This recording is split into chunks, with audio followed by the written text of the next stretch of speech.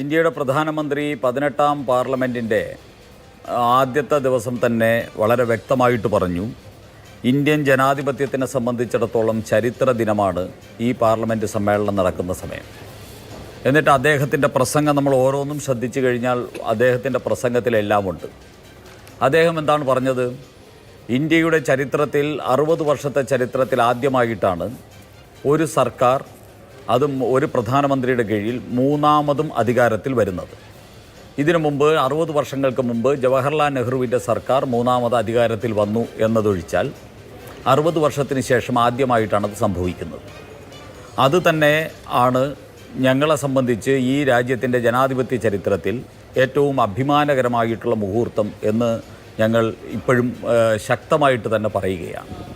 മറ്റൊന്നങ്ങ് മനസ്സിലാക്കേണ്ടത്, ഇവിടെ BJPയുടെ നേതൃത്വത്തിലുള്ള സർക്കാർ അധികാരത്തിൽ വന്ന് അദ്ദേഹം അവിടെ പ്രസംഗിച്ച സമയത്ത് അദ്ദേഹം പറഞ്ഞു, ഞങ്ങൾക്ക് അധികാരത്തിലിരിക്കാൻ, ജനാധിപത്യപരമായിട്ട് അധികാരത്തിലിരിക്കാനുള്ള സീറ്റ് NDAയ്ക്കുണ്ട്.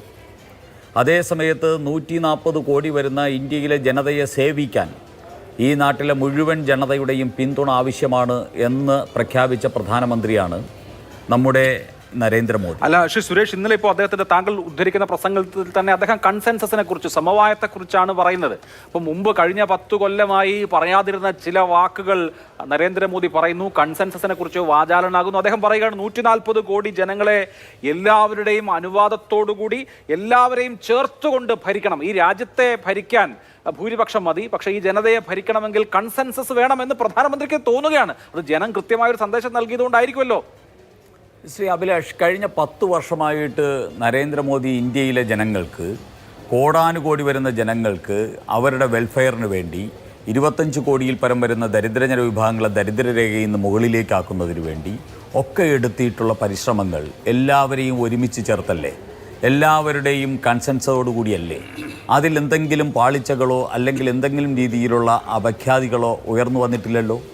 നരേന്ദ്രമോദി സർക്കാർ ഈ കഴിഞ്ഞ 10 വർഷമായിട്ട് ജനങ്ങളുടെ അഭിലാഷങ്ങൾ നിർവഹിച്ചതുകൊണ്ടാണ് ഇന്ത്യൻ ജനാധിപത്യത്തിൻ്റെ ചരിത്രത്തിൽ, ലോക ജനാധിപത്യത്തിൻ്റെ ചരിത്രത്തിൽ ആവേശകരമായിട്ടുള്ളൊരു 3ാം ഊഴം നരേന്ദ്രമോദി സർക്കാരിന് ലഭിച്ചിരിക്കുന്നത്. അതുകൊണ്ട് അദ്ദേഹം എല്ലാവരെയും ഉൾക്കൊള്ളുമെന്നും എല്ലാവരെയും ചേർക്കുമെന്നും പറയുന്നത് അദ്ദേഹം ഇപ്പോൾ പുതുതായിട്ട് കിട്ടിയ ഒരു ആദർശമോ ഒരു പ്രഖ്യാപനമോ അല്ല. അത് BJPയുടെ നിലപാടാണ്. കഴിഞ്ഞ 10 വർഷത്തെ നരേന്ദ്രമോദി സർക്കാരിൻ്റെ നിലപാടാണത്. അതിൽ ആർക്കും തന്നെ യാതൊരു സംശയവും ആവശ്യമില്ല. മറ്റൊന്ന്, അദ്ദേഹത്തിൻ്റെ ഇന്നലത്തെ പ്രസംഗത്തിൽ ഏറ്റവും ശ്രദ്ധേയമായിട്ടുള്ളത്, ഇവിടെ പ്രതിപക്ഷം അങ്ങ് പറഞ്ഞു, പ്രതിപക്ഷം വലിയ ശക്തമായിട്ടാണ് വന്നിരിക്കുന്നതെന്ന്. പ്രതിപക്ഷത്തെ ശക്തമായിട്ട് എത്തിച്ചിരിക്കുന്നത് പ്രതിപക്ഷത്തിൻ്റെ റോള് നിർവഹിക്കാനാണ്. അത് ഇന്ത്യയുടെ പാർലമെൻറ്റിൻ്റെ ആരോഗ്യകരമായിട്ട് മുന്നോട്ട് പോകാനും ഈ രാജ്യത്ത് വളരെ വ്യക്തമായി വലിയൊരു ലക്ഷ്യമാണ് നരേന്ദ്രമോദി സർക്കാർ മുന്നോട്ട് വയ്ക്കുന്നത്. ഈ അമൃതകാൽ വർഷത്തിലേക്ക് വേണ്ടിയുള്ളൊരു മുന്നേറ്റമാണ്. ഈ രാജ്യത്തെ വികസിത രാജ്യമാക്കുന്നതിന് വേണ്ടിയുള്ള വലിയൊരു ഇച്ഛാശക്തിയാണ് പ്രകടിപ്പിക്കുന്നത്. അതിനനുഗുണമായി കൂകി വിളിക്കാതെ, നാടകങ്ങൾ കാണിക്കാതെ, ചെറിയ കോൺസ്റ്റിറ്റ്യൂഷനൊക്കെ എടുത്തു വച്ചിട്ട് അത് കോൺഗ്രസിനെ ട്രോളാനാണോ, രാഹുൽ ഗാന്ധി സ്വയം ട്രോളുകയാണോ, അതോ കോൺസ്റ്റിറ്റ്യൂഷനെ ട്രോളുകയാണോ എന്നറിയില്ല.